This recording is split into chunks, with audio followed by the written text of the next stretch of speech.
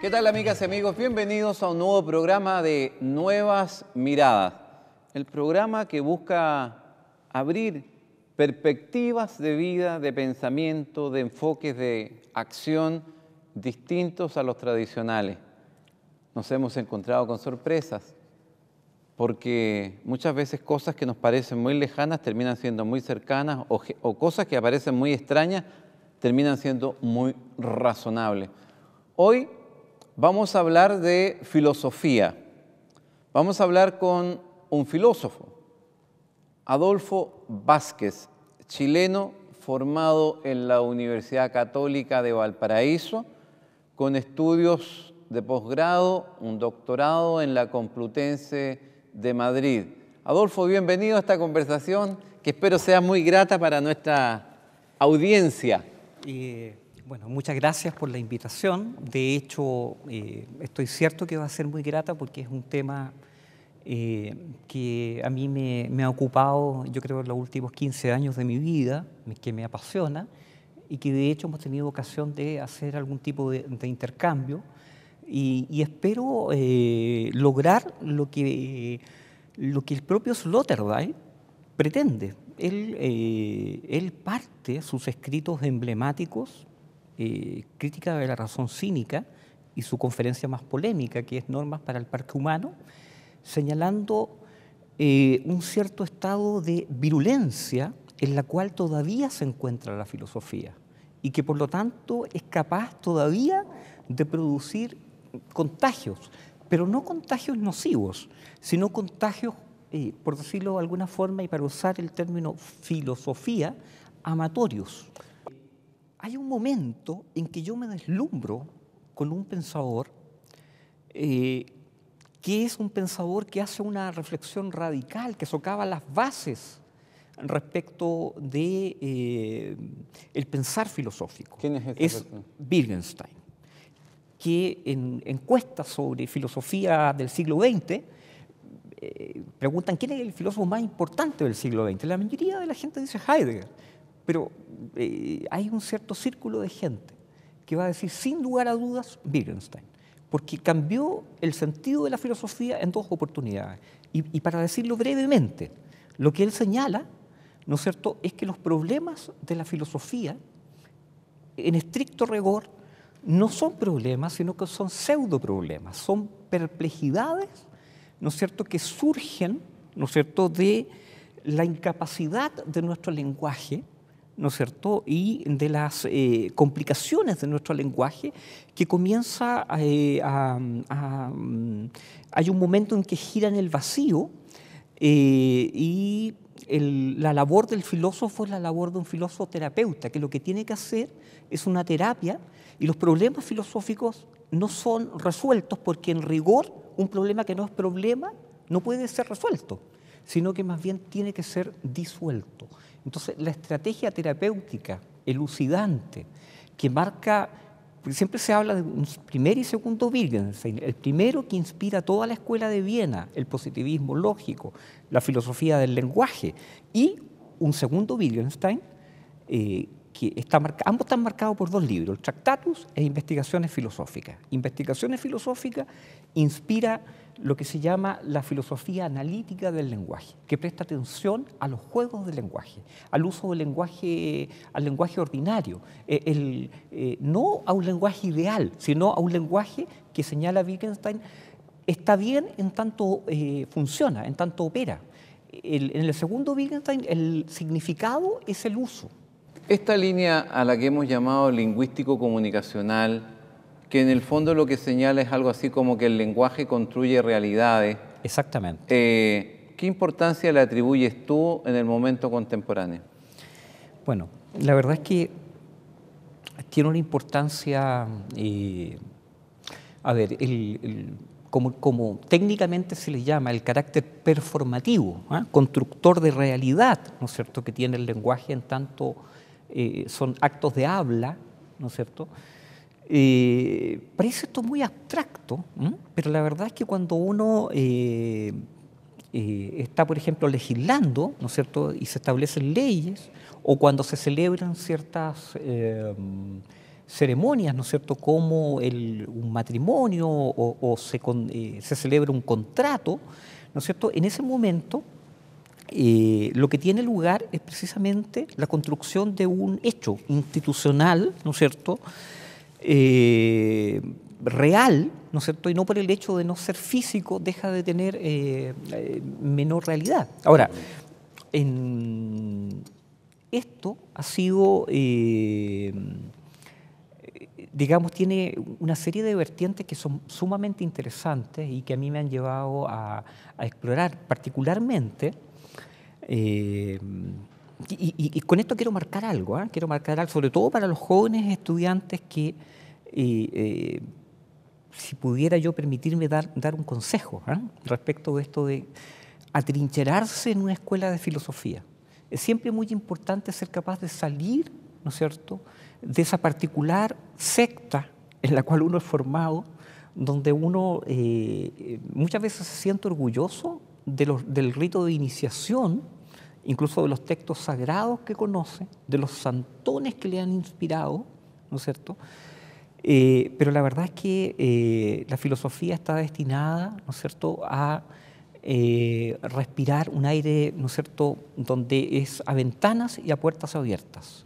Entonces, y por eso mismo, de la analítica, porque la analítica dura, la analítica entendida como filosofía del lenguaje, que algunos filósofos así que se denominan analíticos, ¿no es cierto?, en Estados Unidos y en Inglaterra, que es la gran separación en la filosofía contemporánea, que es lo que se llama, ¿no es cierto?, por un lado la filosofía continental, que es la filosofía como todos la entienden, y la otra es la anglosajona, ¿no es cierto?, la norteamericana y la inglesa, que es la filosofía del lenguaje.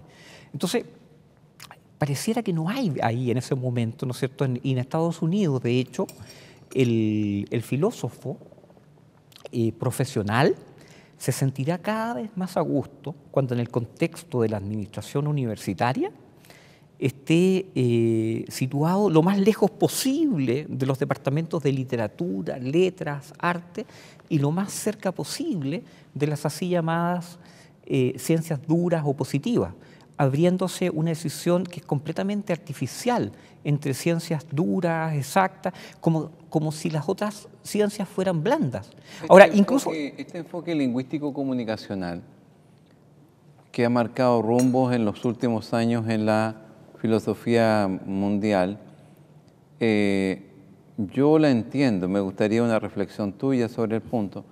Yo la entiendo como un tránsito entre la racionalidad que caracterizó el siglo pasado y la emocionalidad o la subjetividad que emerge en las últimas décadas con una fuerza que está llamada, en mi opinión personal, puedo ser una opinión también muy subjetiva, pero que me parece a mí es lo que está cobrando cada día más fuerza, particularmente cuando todas las verdades objetivas han ido derrumbándose, abriendo espacios a las verdades subjetivas. Me parece una extraordinaria reflexión y además me permite expresar justamente al punto que iba. A ver, creo yo que hay ciertos autores que yo denomino autores que son puertas, son accesos. Uno de ellos es este filósofo norteamericano, se le denomina pragmatista, pero es mucho más que eso, que es Richard Rorty. Él tuvo la gran ventaja de conocer la filosofía norteamericana como filosofía profesional, ¿no es cierto? Pero sin embargo, siendo profesor, destacadísimo profesor, él se daba cuenta que se apasionaba más y los alumnos que asistían con más interés provenían de ámbitos como la psicología, la literatura, el arte. Entonces hay un momento en que él renuncia, ¿no es cierto?, a su cargo de profesor de filosofía para dedicarse a ser profesor en otra universidad, ¿no es cierto? Hay un hecho programático en este cambio, a ser profesor de humanidades, y de letras o de literatura. Ahora, Rorty es un conocedor experto de la filosofía de Wittgenstein, porque bueno, él fue, pero a la vez conoce la filosofía así llamada, ¿no es cierto?, continental, y desarrolla una serie de lecturas que él es muy consciente además respecto de que el pensamiento de determinados autores, pensemos Wittgenstein, pensemos Heidegger, es muy importante leerlos desde la perspectiva de la recepción que ellos tienen en una determinada nación o en una determinada época. De hecho, hay un libro de mi colega Carla Córdoba que habla de Sloterdijk junto con el mío, se publicaron juntos, y Heidegger, y llama la recepción filosófica.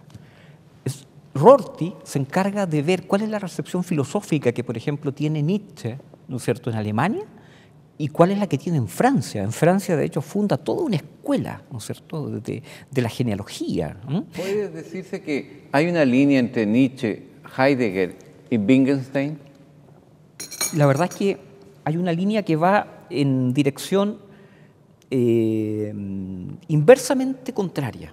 Eso lo desarrolla en sus estudios sobre filosofía contemporánea Richard Rorty. Es que usted hablaba de la emocionalidad. Entonces, es claro, él señala lo siguiente, ¿ya? Rorty señala que la realidad es una narrativa exitosa, es algo que construimos y hacemos hablando, ¿ya? Y que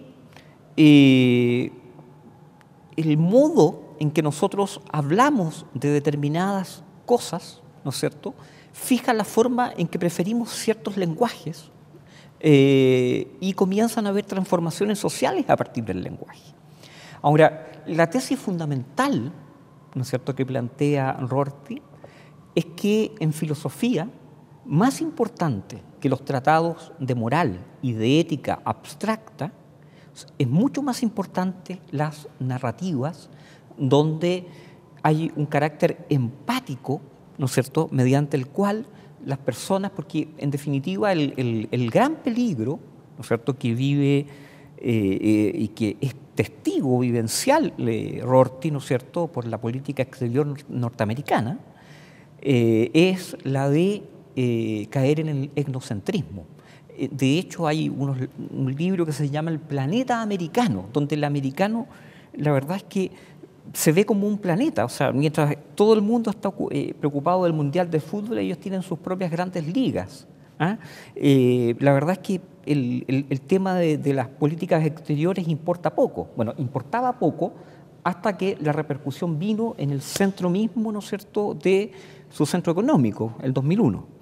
Pero antes importaba muy poco. Entonces, el norteamericano, ¿no es cierto?, está volcado sobre sí mismo. Y el peligro que tiene el etnocentrismo consiste en que yo les digo a mis estudiantes, sobre todo cuando, curiosamente, llevo clases en primer año y alumnos de doctorado. Bueno, un gran ejercicio, les digo yo, vean ustedes esta serie de Los Simpsons, ¿no? Cuando Homero, se supone que es un hombre medio norteamericano, cuando se ríe, cuando ve pasar a un hindú, dice, ese hombre lleva faldas, porque interpreta la realidad desde su óptica, etnocentristamente. Entonces, no es capaz de salir de sí para empatizar y para entender a otros. Ahora, ¿cómo se puede hacer esto? Bueno, lo que plantea Rorty eso lo vamos a ver en el segundo bloque, porque aunque... Ya. Muy bien. Nos parece... Hay que salir del vecindario. Tan veloz, hemos llegado ya al final de esta primera parte. Nos vamos a separar solo un minuto. No se vaya, ya volvemos.